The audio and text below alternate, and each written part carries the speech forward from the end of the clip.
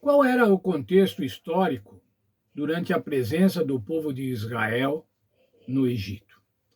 O sucesso de José ao administrar o período de 7 anos de bonança e depois o período de 7 anos de escassez, de fome, fez com que ele se tornasse o governador do Egito, ficando abaixo apenas de Faraó. Veja, o início do povo hebreu no Egito foi José, ainda como governador. E Faraó disse mais a José: Eis que eu constituo autoridade sobre toda a terra do Egito. Então Faraó tirou o seu anel, sinete da mão e pôs no dedo de José. Mandou que vestissem com roupas de linho fino e lhe pôs no pescoço um colar de ouro. E o fez subir na sua segunda carruagem e clamavam diante dele: Inclinem-se todos. Isso encontra-se no livro de Gênesis, no capítulo 41, os versos 41 a 43.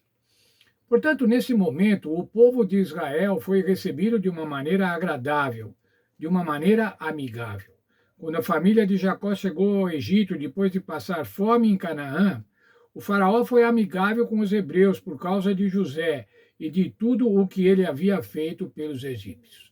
Veja, era fácil, irmão, ser agradável para 70 pessoas. 70 pessoas formadas de pastores, vítimas da fome. E foi assim que o faraó atuou. Mas como foi a experiência de José, irmãos? Qual foi a experiência da vida de José?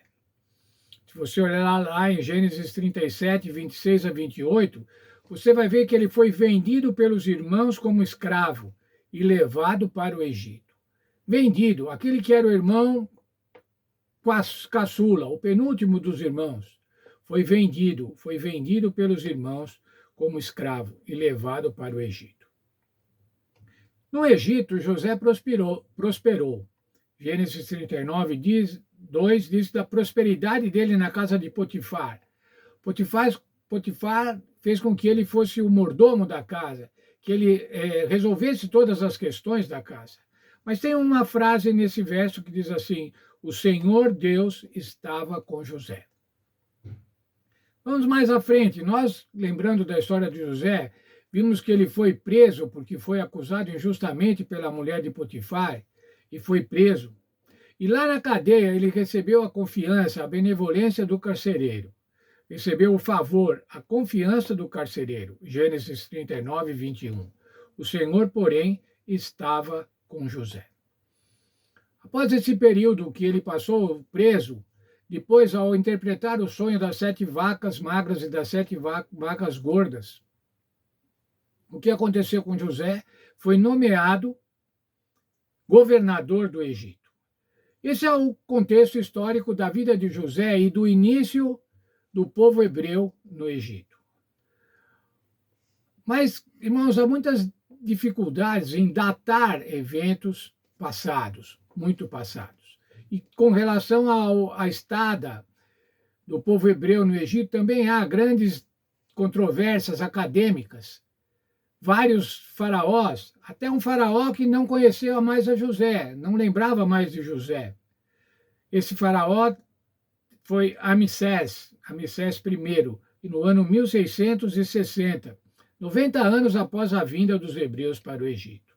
Ainda passaram-se outros faraós, Amenhotepe, que temia os israelitas e os oprimiu.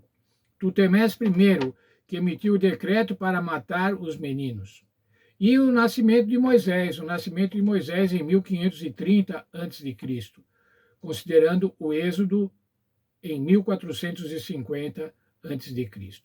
Mas eu quero salientar, irmãos, que as datas são controversas. Há várias linhas de aceitação e de fixação dessas datas. Mas o importante não é saber as datas. O importante não é ter certeza absoluta das datas. O importante é saber que Deus não abandona o seu povo. O primeiro capítulo do Êxodo abrange um longo período, desde que Jacó entrou no Egito com sua família, ou seja, em 1660, até o decreto de morte emitido pelo faraó, em 1530. Portanto, um período de 130 anos, 1530 é a data do nascimento de Moisés, contada a partir do Êxodo. Embora as datas desses acontecimentos sejam debatidas pelos estudiosos, o mais importante é que, mesmo que o povo de Deus estivesse escravizado em terra estrangeira, ele jamais o abandonou. As datas são debatidas pelos acadêmicos. Detalhes históricos sobre o período em que os hebreus estiveram no Egito ainda são desconhecidos. Você pode ver isso em 1 Coríntios 13, 12. No entanto, a revelação do caráter de Deus resplandece nas páginas do livro de Êxodo, como ocorre em toda a Bíblia. Mesmo que alguma situação pareça desesperadora, Deus está sempre presente e podemos confiar nele. Não importa necessariamente as datas, irmãos, as datas precisas de cada acontecimento. O que importa é que o Senhor Deus atuou e atua e continua atuando para libertar o seu povo, para cuidar do seu povo, para libertar o seu povo. Foi isso que aconteceu no Egito. No primeiro momento, tudo amigável, mas depois de alguns anos, depois de várias décadas, o que aconteceu? O faraó tinha esquecido de José e ficou com medo do povo, porque o povo hebreu tinha se multiplicado grandemente, tinha se tornado forte. Não era mais uma pequena turma de 70 agricultores famintos. Nesse sentido, irmãos, nós temos que ver o seguinte: Deus cuida do seu povo. Deus sempre cuidou do seu povo e sempre vai cuidar do seu povo. E nós somos o seu povo. Ainda que hoje não tenhamos perseguição nenhuma, no nosso país não temos perseguição religiosa nenhuma, vai chegar um momento em que vai haver uma perseguição. E o Senhor Deus, o mesmo que cuidou do povo hebreu lá no Egito, vai cuidar de cada um de nós nos momentos que vão anteceder a sua vinda. Que Deus nos dê essa certeza, nos dê essa esperança do cuidado constante de Deus com cada um dos seus filhos.